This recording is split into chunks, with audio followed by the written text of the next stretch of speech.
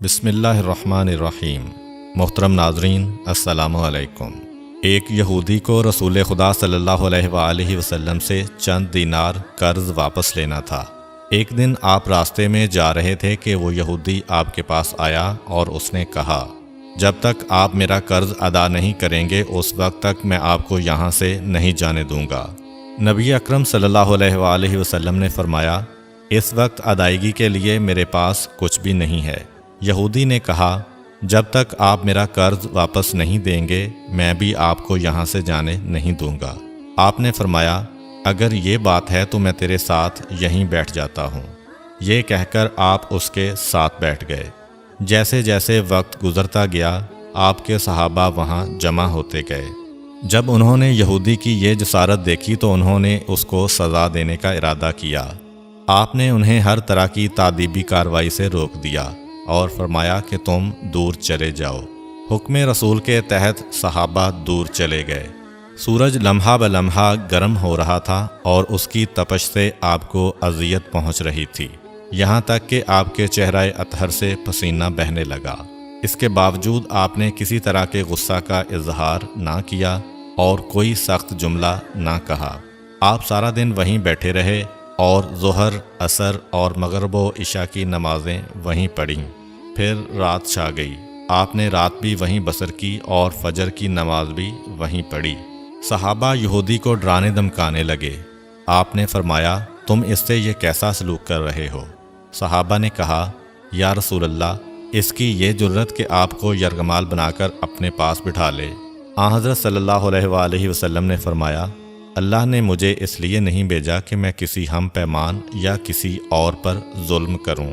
جب دن چڑھا تو یہودی نے کلمہ اسلام پڑھتے ہوئے کہا، اشہد ان لا الہ الا اللہ و اشہد ان محمدً عبدہ و رسولہ۔ میں اپنی دولت کا ایک حصہ راہ خدا میں دیتا ہوں۔ میں نے آپ کو اس لیے نہیں روکا تھا کہ میں آپ کی توہین کروں۔ اس ذریعے سے میں آپ کے پیمانہ صبر کو آزمانا چاہتا تھا، کیونکہ تورات میں نے آپ کی یہ صفت پڑھی ہے، محمد بن عبداللہ مکہ میں پیدا ہوگا اور طیبہ کی طرف ہجرت کرے گا۔ وہ تندخو اور سخت مزاج اور بیہودہ گوئی کرنے والا نہ ہوگا اور کوئی جھوٹی بات زبان سے نہیں کہے گا۔ اس طرح سے میں نے آپ کو یہاں رکھ کر اس بات کی تصدیق کی ہے کہ تورات نے بالکل سچ کہا تھا۔ رسول اکرم صلی اللہ علیہ وآلہ وسلم مبعوث برسالت ہونے کے 3 سال بعد تک خفیہ طور پر دعوت اسلام دیتے رہے۔ اس کے بعد اللہ تعالیٰ نے آپ کو حکم دیا کہ آپ کھل کر اللہ کا پیغام پہنچائیں اور لوگوں کو خدا کی طرف دعوت دیں۔ ایام حج شروع ہوئے تو پورے جزیرۃ العرب سے لوگ مکہ کی طرف آنا شروع ہوئے۔ نبی اکرم صلی اللہ علیہ وآلہ وسلم کوہ صفا پر چڑھے اور آپ نے بلند آواز سے فرمایا، لوگو، میں اللہ کا رسول ہوں، تم اللہ رب العالمین پر ایمان لے آؤ۔ لوگ آپ کی طرف متوجہ ہوئے اور انہوں نے تعجب سے یہ اعلان سنا اور سب کی خواہش ہوئی کہ وہ اعلان کرنے والے کو دیکھیں۔ پھر آپ صفا سے اتر کر مروہ آئے اور وہاں پر بھی آپ نے 3 بار یہی اعلان کیا۔ جب ابو جہل نے آن حضرت صلی اللہ علیہ وآلہ وسلم کا یہ اعلان سنا تو اسے سخت غصہ آیا۔ اس نے زمین سے ایک پتھر اٹھا کر آپ کی پیشانی پر مارا، جس سے آپ کی پیشانی زخمی ہو گئی، خون بہنے لگا اور آپ کا پورا چہرہ لہو لہان ہو گیا۔ اس کے بعد تمام مشرکین آپ کو پتھر مارنے لگے۔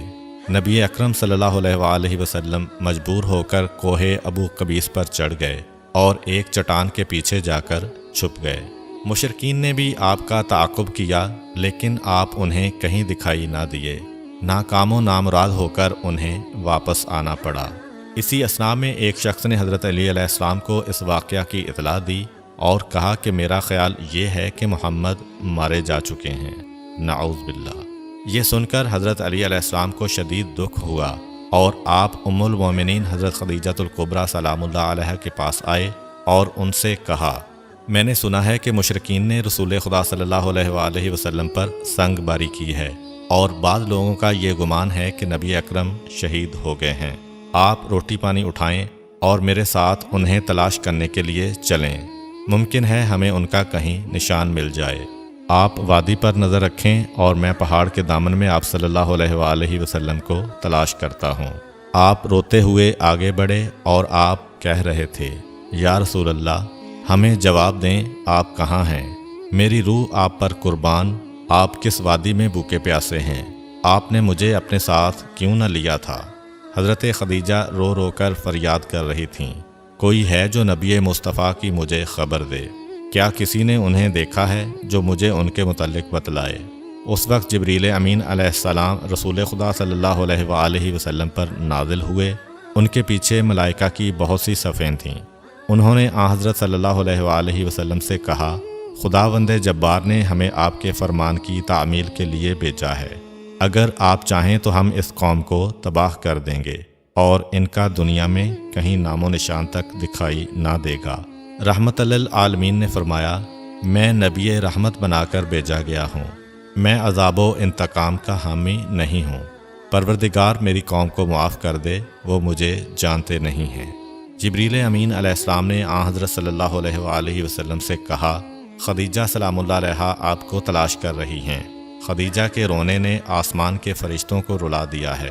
آپ انہیں جواب دیں، خدا کی طرف سے اور ہماری طرف سے انہیں سلام پہنچائیں اور انہیں جنت کی بشارت دیں۔